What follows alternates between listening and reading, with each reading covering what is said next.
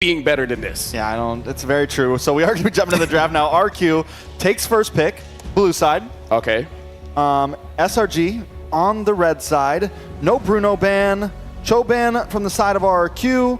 Hilda, Matilda. Joy still open. SRG's giving him the bait again. Take that Bruno like you did in game 1. We're going to take the Joy. Yeah, Innocent's like, I'm liking the Granger. Innocent be like, I'm feeling good in the Granger. I feel good in the Granger. Let me shoot him with violins. If I'm RQ, I think I first pick the Joy. I would take the Joy. I agree. But no, they pick up the Bruno. They pick up the Bruno here. Okay. So Joy and what did they do last time? Joy Gatad or Joy?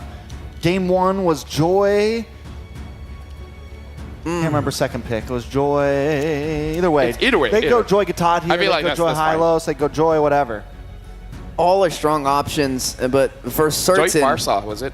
Yeah, possibly. Yeah, Joy Farsaw was the first 2 picks. Or they might have third picked the Joy because they gave it back and RQ still took Suyo. Oh, yes. Either way. What? Yeah. Doesn't matter. Potato, tomato. What am I even here for? Yeah. The question is, after this They're taking Joy the time, by the way.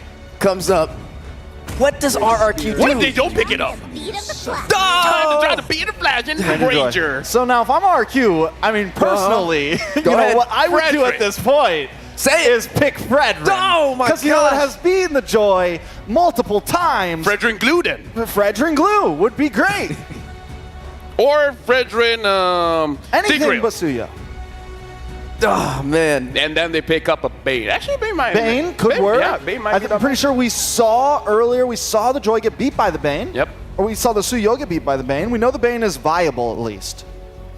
We know for certain, too, though, with SRG, when it comes to Cram, when it comes to Yumes, they're going to go in for these dive potential heroes, right? They're going to go in for that Gatad. They're going to go in for that, well, the Cho's gone, so there's a little bit of limited capability there, but they pick up the Khalid and the Farza, which means... They're going for a Bane last pick or something different. Their mid duo. They're going to pull 5, yeah. Their mid duo is very strong. And that's viable. I'm not against that at all. I don't think they have to rush because, if you're not going to pick the Suyo, you don't need to rush jungle at this point. You can kind of lock in some other important picks. And Khalid is great right now, especially against the Granger and everything. You can get to that back line. And so it's a nice start for RQ here. I wonder what does Stormy want going up against the Farsa. Because honestly, Farsa has been pretty strong in this matchup so far. I kind of like against Farsa playing range with range, but looks like they're going to pick up the Gatad first, keeping Stormy's hero a secret, because if he wants, he can still pick up something cheesy like the Veil. Yeah, we saw that actually. Yeah, I mean, even a Guinevere could sneak up in here. You never really know what's going to happen. But for certain, we know SRG likes the double dive composition, especially disrupting team synergy. So something that RQ is going to have to look out for. Now, we are looking at the Granger-Bruno combination again. Typically, we see the Granger just be a little bit more effective, at least lately, especially after last game. But as we are moving forward, range with range, that's the million-dollar question right now. Do we go with this Eve to pair up against this Farza, or do we go for something like the Valentina to take the Feathered Airstrike, or do they try and go for something else entirely to disrupt it? There you go. At least they know. They know. They know. They know. They know. They see it coming. And then after this bad Bane or something, and then forcing out a Suyo. Yeah. Or like something weird like a Ling or something like that. You force them into some sort of assassin pick there.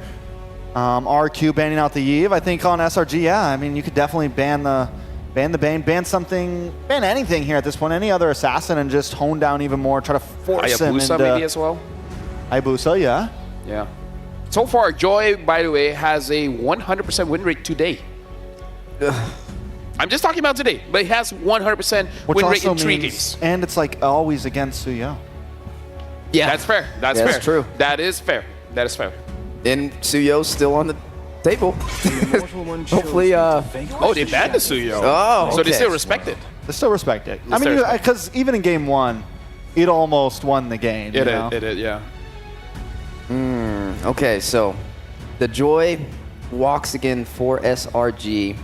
It's definitely, even though the last game it wasn't in the hot seat, it was the element provided to be able to dive into the backline, and the massive damage you can do in the early phase is just completely overwhelming we don't really Who said there are have no the shortcuts in life? roamer locked down. I mean, it could be Khalid Rome, Invented one. possibly. I feel like Khalid Rome is very strong. Paired up with the Farsa, almost impossible for you to win that mid duel. You think maybe we see the Jawhead from SRG here?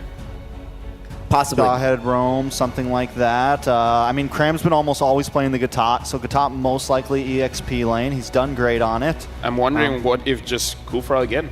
Yeah. What if just Kufra again? Or save Rome for last pick, Yeah. and then Just pick up your mid laner now. Yeah. maybe they go Lu Yi here, honestly. They could get crazy and go for the Lu Yi here. Yeah, the Lu Yi would be a good pickup here for SRG. I wonder if he wants something like a Xavier. Some sort of poke. Some sort of poke, because we saw how Xavier and Granger interacts with opponents, and it's very tough. But they pick up the Edith, so they're still looking at the picks coming in from RRQ before considering what Stormy wants. Which is smart, because they're pulling something away from RQ. If they would have locked in mid, they can still... Fars has already been picked, so they can still save their mid lane here. Oh, there we go. Hayabusa picked up for RRQ. Forcing him into the Hayabusa. Hayabusa is pretty strong against the Joy, but it's also one of those things where it's more of a skill matchup.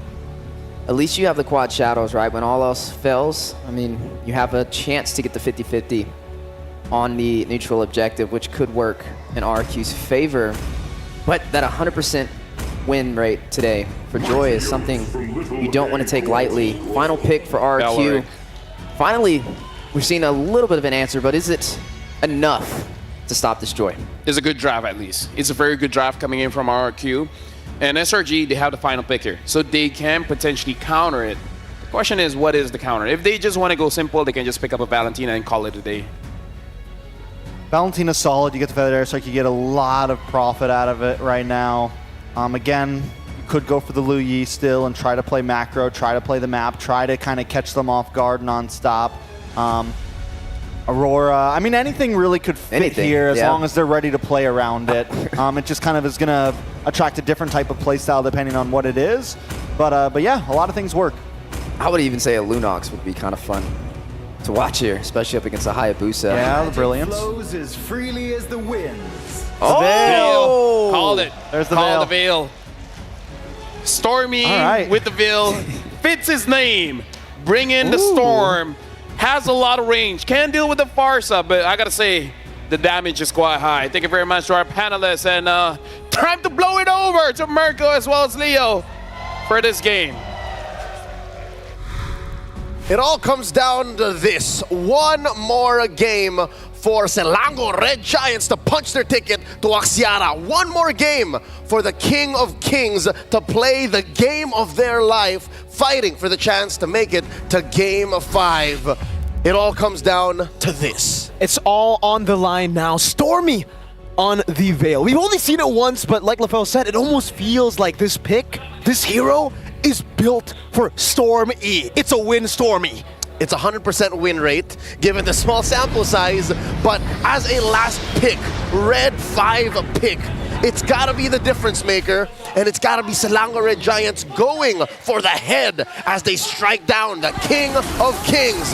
But if we know something about RRQ, the Sang Raja, is that they don't go down so easy. We'll have to see in this game. Sutsujin was given a signature pick too on the Hayabusa. It's something we don't see too much of in MPL ID even, but it's always kind of the go-to when they're in a tough spot. RQ will always go back to the Hayabusa of Sutsujin. Throw in the Beleric into Edok as well. Allows for that strong front line from Selangor Giants. Hell, even the Joy in the hands of Sekais to actually just stop. And suddenly, Tyrant caught. Oh, Earth Shatter from Yums. This time it starts off differently. It's SRG who get first blood, and it's Yums early on. Dyron shut down almost immediately. Out the gates, the King of Kings stumble suddenly, and we didn't even talk about the matchups, lane to lane. XP, you know the story. Dyron rotated out a little too far. Gold lane, though, they somehow end up with the Granger and Innocent once again. 19 kills just in the previous game here. In the books.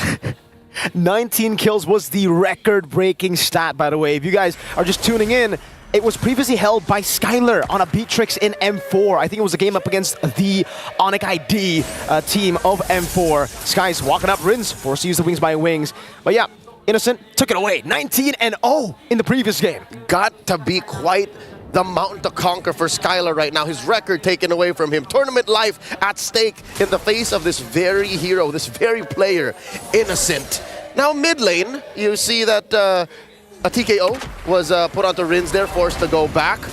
Is it really that bad? Is Stormy's Veil really that good against even an artillery mage like Farsa? I guess we'll have to see. Good control from SRG to take it back from RRQ.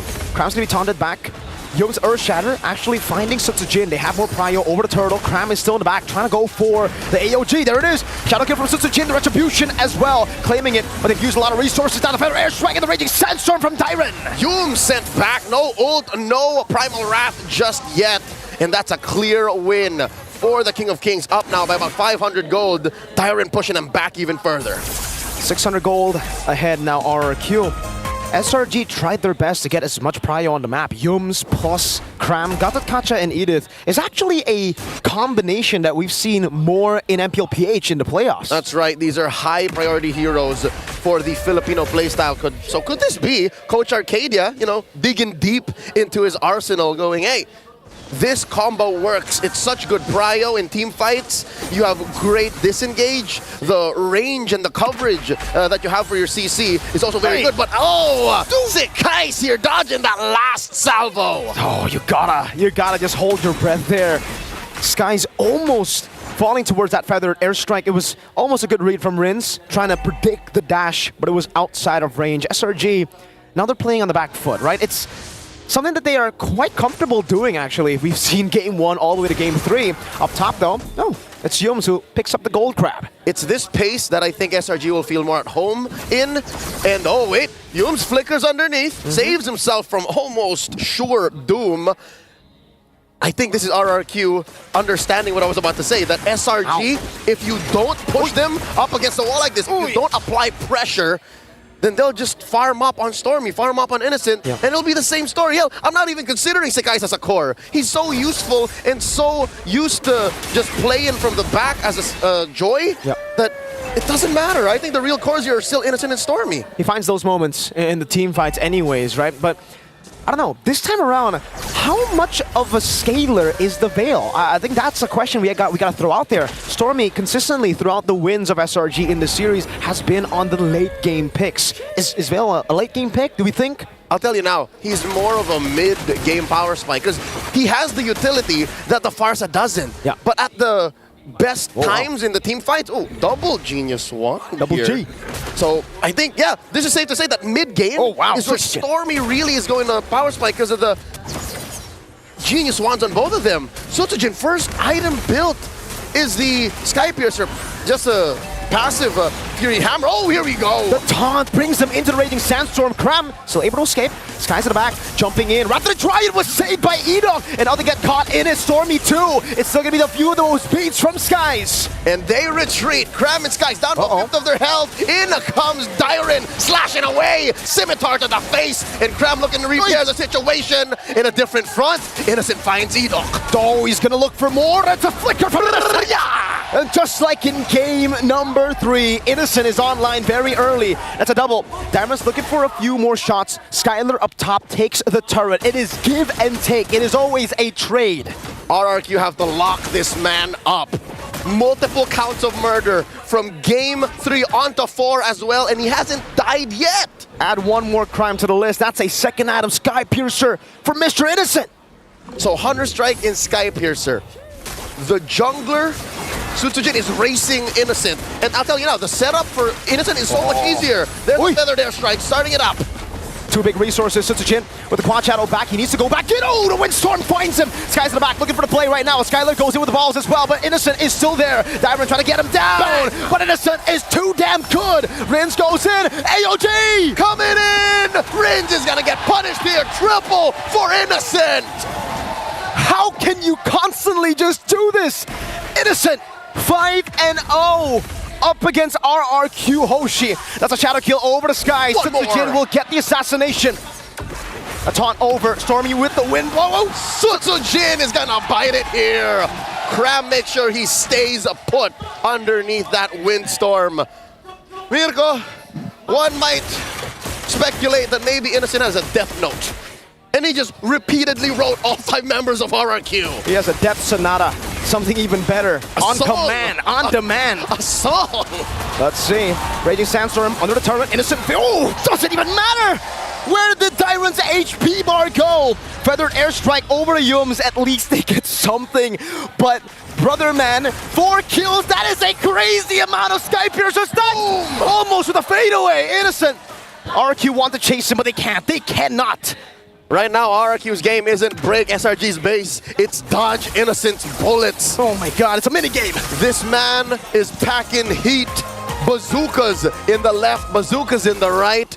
And with 6, I'll assume 4 Sky Piercer stacks, right? 4 ticks of that.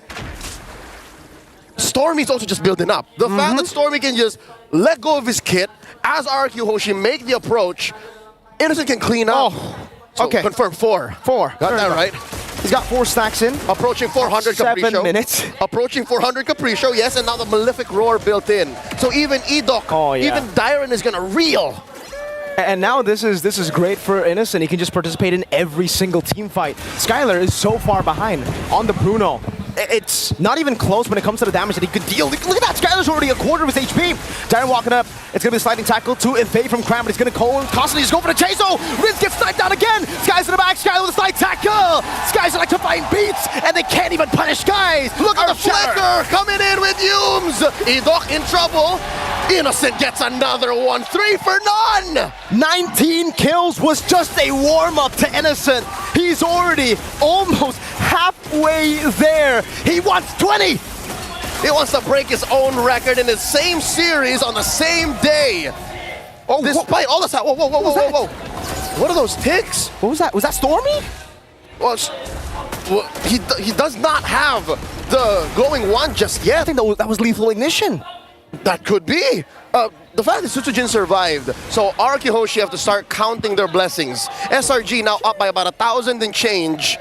And these dirty engages from Cram, I'm gonna call them dirty engages from Cram and Yums, they're just doing enough chaos to RRQ's formation to scramble them to make them forget where Innocent is coming from, because Innocent is doing so well to throw bullets like this, and then look, he's gonna just either go all in or re-engage from a different angle, like that. Defensive Raging Sandstorm. That was a show of dominance from Cram, the AOG. Just towards the lane, he's like, I got you. Sutsujin, oh, he's got to be careful. Look at that damage. Guys, he's 1, 2, and 6, but he doesn't look like he's dealing 1, 2, and 6 damage. He looks like he's dealing 6, 2, and 1 damage. I think that's perspective. The fact that SRG are keeping it low to the ground and their farm is mostly on Innocent, the damage that Sekais is doing with this very small kit is going towards a very soft RRQ Hoshi. Sutsujin bullied out of that bush. Holy Shield popped down bottom, and mid is just about to follow. Windstorm, the snipe to the side! Dyron, quick sand guard. Able to body block for Skylar. That would have been Innocent's 9th kill of the game. That would have been another Sky Piercer stack to add onto it already. And by the way, Sutsujin, on the other side, we have someone doing really well with the Sky Piercer. Sutsujin has got nothing with the Sky Piercer. One of those purchases is a regret right now. 3,500 gold up. I think RRQ Hoshi are going to keep themselves scarce. AOG coming in. That was a Windstorm. Raging Sandstorm to the back. Innocent trying to go for it. Again, dove on, but there's no one to follow it up. There is no feathered airstrike from Rins. He used it previously. And SRG just get themselves out of that Raging Sandstorm. Innocent using the flicker. And now the choke. Watch as Sekai's... What? Sutsujin taken out with nothing to call his own. Cram and Stormy were about full health. Was he just trying to juke? He was trying to play with Stormy. He probably knew that no one in their right mind would go back, but Stormy knew. He flickered out. And that just gives Sutsujin another death, uncalled for. Unrelenting SRG here at the gates once more. Oh man, the poke from the Veil is ridiculous. Stormy, an absolutely phenomenal performance, 0, 1, and 6, but all you need to do on this Veil is play it clean. All you need to do is put the Windstorms when necessary, and then you let Innocent with, what, 60 Sky Piercer stacks now? Do the rest. Look at that. He has built the glowing wand now. And that's a bod. A bod and a roar on Innocent. Whatever Cram and Yums are doing, just keep that up. if this is the pace that RRQ was not expecting to be at, because what, 3 or 4 minutes ago, they were still on the offensive. Now they understand that the firepower is undeniable from SRG. Look at that, Skylar's just playing footsies, and he's down about half health. Oh, even more. Another shot from Innocent. Edux next. Seems like whoever walks up will just be caught by Innocent. There's just too much poke, too much range. RRQ gotta get a very decisive fight, but how? How do they even do that? How do they even walk in? They catch one. Dyron here forced to use the Raging Sandstorm defensively. Watch the angle that Sutujin is coming at. Stormy keeping him honest. Pixel Brush empty. Cram finds an engage. It's just a bit of poke. Again, for SRG, there is no reason for them to engage. They can just go in, walk out. They know Innocent's gonna out-poke RRQ every single time. And this is the slow game. They have a slow push up top. They'll just play with the poke again. Innocent throwing out Death Sonatas. Nothing to lose. Check this. Dyron pushed out of that brush from Humes. And I think SRG's gonna commit to this. Lord down to 3/5 of its health. Humes throwing out that Earth Shatter. Innocent, long haul poke. Look at the position on Rins. Commits to it. Gets jumped on by Cram. Oh, what a snipe from Innocent! He guns him down from the skies! Skylar next to the block, and his hand is inevitable! Edok running for the hill, Sutsuji with a quad shadow. Humes trying to read it out again! Innocent finds the triple! 3 for none! Somebody stop this man! They're about to march in! And SRG can feel it! No one can do it! He's too darn innocent! Sutsujin walking up, Dyron trying to do the same to Windstorm! And that is one left, and that's a wipeout! Another unofficial savage for the Beast, for Innocent, as the Golden Road continues in Axiata! The Immortal Giants stay on course! The Golden Road leads to where it all began. Silango Red Giants run through the Sang Raja in a 3-1 victory. A cold performance. An innocent performance. Lock that in. That is the term you use for a gold lane performance like that. At the cost of Skylar's promise to his old teammates, the journey for RRQ Hoshi ends here. The Red Giants will stomp their way to Axiata. Let's hear from LaFell, Steph Weezy, and Trex. The Golden Road continues. RRQ was unable to stop Selangor Red Giants, and even though everyone is celebrating, this is unfortunately an elimination match where RRQ just got eliminated. The kingdom falls. Skylar will be sent back home, but it was a really good run for them, right? There was a lot of promising things that they showcased in the M Series, and we hope to see them next time. But today's story is all about SRG. Man, this has to be one of the spiciest series we've had so far. Yeah, 'tis the story with esports. There can only be one winner in the end, right? And RRQ did very well. They made it through. Part of me wishes that maybe they would have been on a different side of the bracket. Yeah. But in the end, they had to face up against SRG, a team that seems to be getting better and better and better every single game they play. Shout out to the crowd as well, chanting RRQ to show respect to the team. They played really, really well. And I think, Trex, you were here when I said to you and Brigida, where I think going to the low bracket is a good thing, because with how, I would say, shaky SRG has been, more games can make them a little bit more cleaner. And today, this is the SRG that we thought was coming back from MSC. But now, on stage, we have the members of RRQ alongside with Rose. So we're throwing it over to the stage. Rose, stage is yours. The Kings of the Kings return to the world stage was already a cause for celebration for the kingdom all over the world. It is unfortunate that their journey has to end here. But IOI Convention Center, join me in giving RRQ Hoshi a round of applause. RRQ Hoshi, you may give your final bow in 3, 2, 1. Once again, everybody, this is RRQ Hoshi. Thank you very much. And completing the Greater Four, the Malaysian hometown heroes heading to Axiata Arena, Selangor Red Giants. And right now, I would like to invite Innocent and Coach Arcadia on the stage with me. Hello, guys. Here, onto my left. How are you guys? We feel relieved because we secured the Axiata. Yes, you guys secured Axiata. Innocent, how are you feeling? Masaya kasi na-survive namin kasi sa 12 pa yung flight ng girlfriend ko eh. Aw, he said he's very happy because his girlfriend's flight's on the 12th, meaning your girlfriend can see you in Axiata. Okay, now, what does it feel like to be top 4? You guys were very shaky in the beginning. Now that you guys are top 4, how is it like? How are you feeling? I think we're just, because I feel like we're more better when it comes to high pressure games like being in the lower bracket.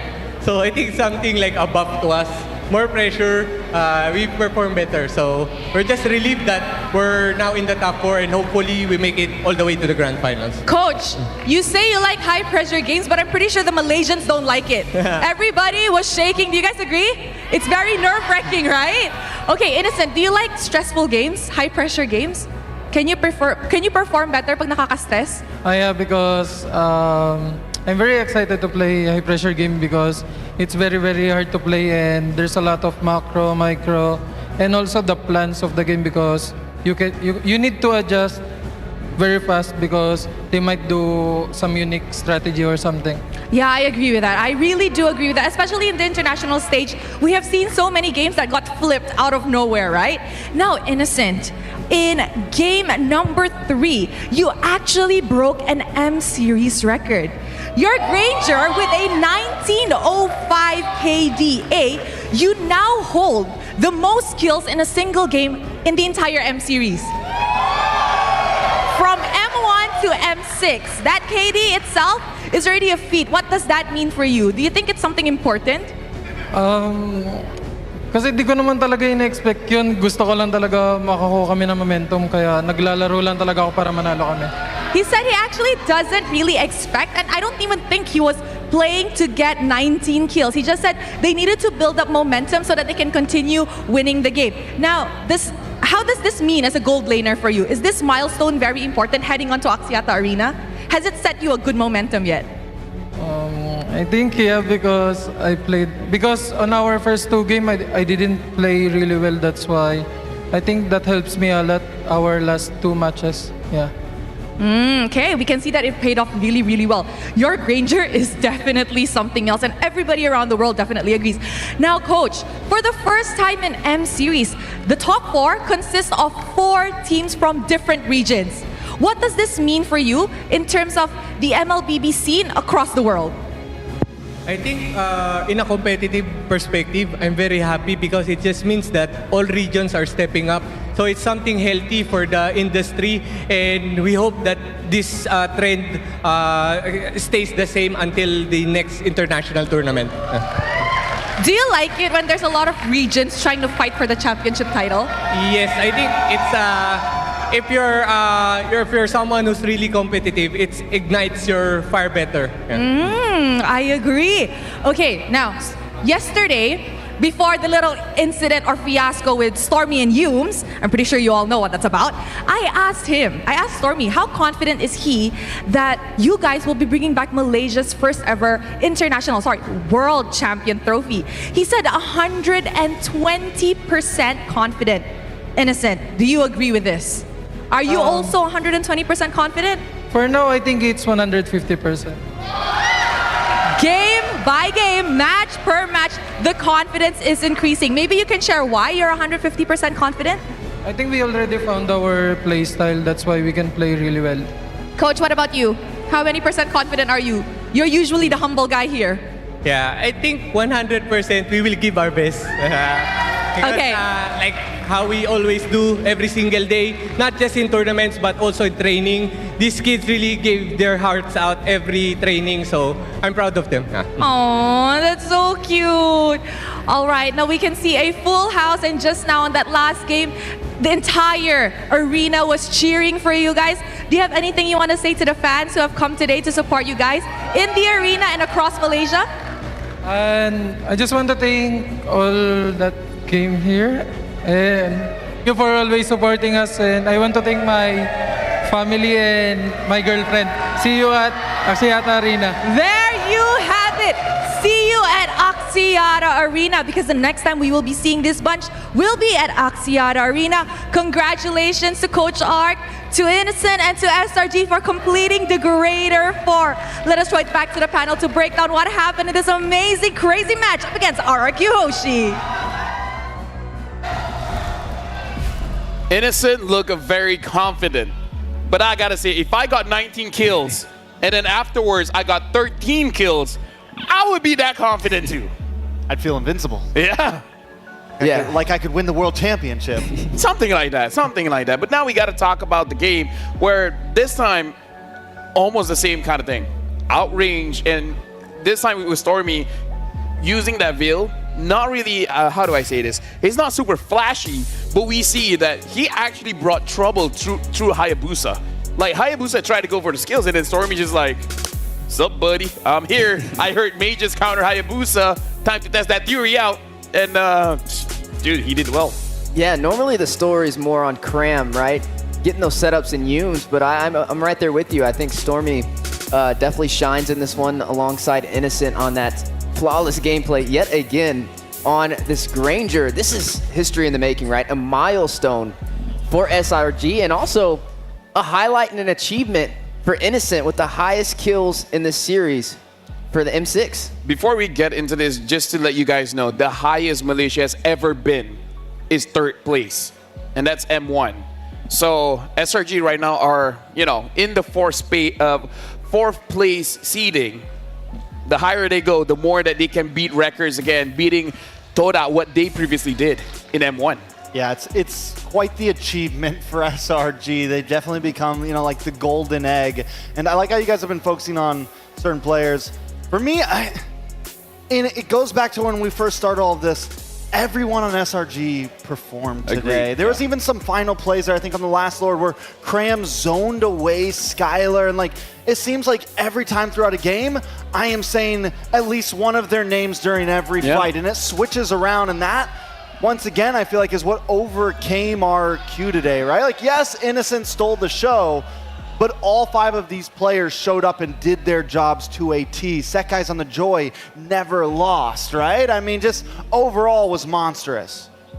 I'm looking forward to what strategies will be come up on going up against SRG, because their next matchup against Team Spirit, I'm pretty sure a lot of respect bans will be held there, and we'll see how both teams try to fight it out. Now looking at RRQ going up against SRG, unfortunately Skylar was not able to really dish out anything in this game, but like you said, Trex, everyone did basically everything. Where Stormy handled the front lines, Cram, Skies, they handled the back line. So we can really see that there's a squad here. Squad A, Squad B. Squad A go to the back lines, Squad B handle the front lines. Well, we gotta also ask the question, like, there was a record to be broken in this match. Do y'all remember? Oh, yeah. The MVP record. The MVP record. Oh, yeah. We'll see. We'll have to see as we get to that point. But nonetheless, man, overall, it's hard to pick a specific hero like Trex mentioned, or a specific player. If I could give the full team MVP on this one, 100%. We don't give participation I would do trophies it, but you're right. There is no participation trophies here. Overall, just some great gameplay. The Joy still with a 100% win rate today.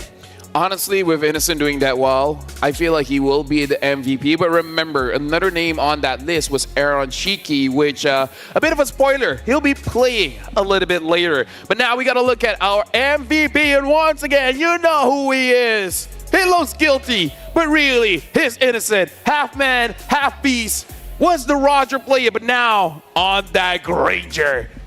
Death Sonata all the way. Just a monster, taking the counterplay with the Granger to the Bruno to a different level. And overall, I mean, for For a lot of us, I feel like the Granger has kind of been still kind of on the teeter-totter, wondering whether it's really as good as it looks or whether it's not, and also questioning builds. Is the War Axe worth it? It seems like the War Axe is no longer worth it. It is Sky Piercer or nothing at this point. You're looking to gain momentum, as Innocent said, and he did it perfectly. He plays the hero to a T. I mean, I think we're going to see a lot more Innocent Granger as we move on to Axiata Arena. Unless it gets banned. Unless it gets banned. Just say it. Then it's just Bruno. Then it's Bruno, yeah. Now we got to look at some of the highlights here. And again, this is the SRG a lot of Malaysians are waiting for because everyone played clean, right? Every once in a while we see 1 or 2 guys making mistakes, but here, everyone is doing their job very, very nicely. Yeah, you heard Yoom say it, right? He said 120% confident that they're going to be pushing forward in this M Series, but that number continues to rise. Innocent now saying 150%. Yeah, Coach Arcadia gives the traditional 100% response, but nonetheless, anything over 100% is a guaranteed win, and that is what you see today through these MVP highlights. Just total synergy. SRG, the further they go, the composure is being built, the synergy is getting stronger, and now earning that 4th seat into Axiata. What are they going to do from here? Are they going to be able to rise higher, beat that record, and potentially have the home court advantage and win the M Series title? Personally, I do hope so, but yeah, absolutely clean game. And I like how Cram opened up, like he paved the way for Innocent to come in. Like, as a Joy, it can be very daunting to go in because you can't get caught and then you will die. So Cram is just like, you know what, let me clear the way for you. Let me give you a straight line, and then you just go and do your thing. Yeah, the moment he gets the taunt, somebody's jumping on, right? And then even